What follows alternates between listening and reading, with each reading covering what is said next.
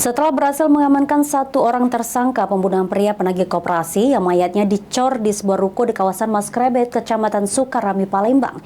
Saat ini polisi masih melakukan pengejaran terhadap dua orang tersangka lainnya yang masih DPO.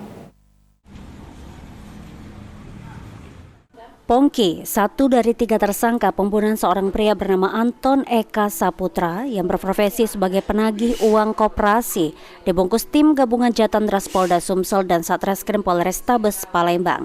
Setelah melarikan diri ke kawasan Batam, Kepulauan Riau pasca membunuh korban Anton dan mayatnya dikubur di dalam ruko distro anti mahal.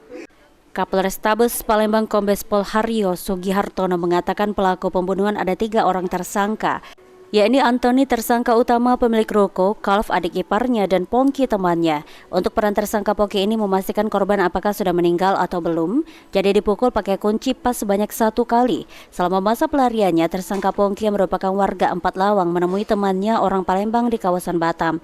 Ditambahkannya saat ini untuk 2 orang tersangka lainnya, Antoni sama Kalf, yang masih DPO dalam pengejaran polisi. Pelakunya itu adalah 3 orang. Yang pertama, pelaku utama yaitu saudara Antoni saat ini sedang dalam proses pengejaran.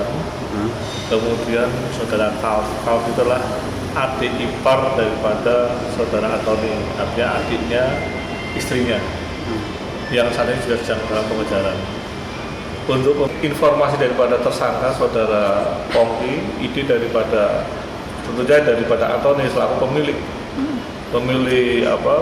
bistro, karena disitulah harapannya tidak diketahui oleh masyarakat nyawanya yang sudah meninggal dunia, sehingga pada saat yang cepat mengambil inisiatif untuk menguburkan jenazah itu di belakang bistro. Heru Wahyudi, PAL TV.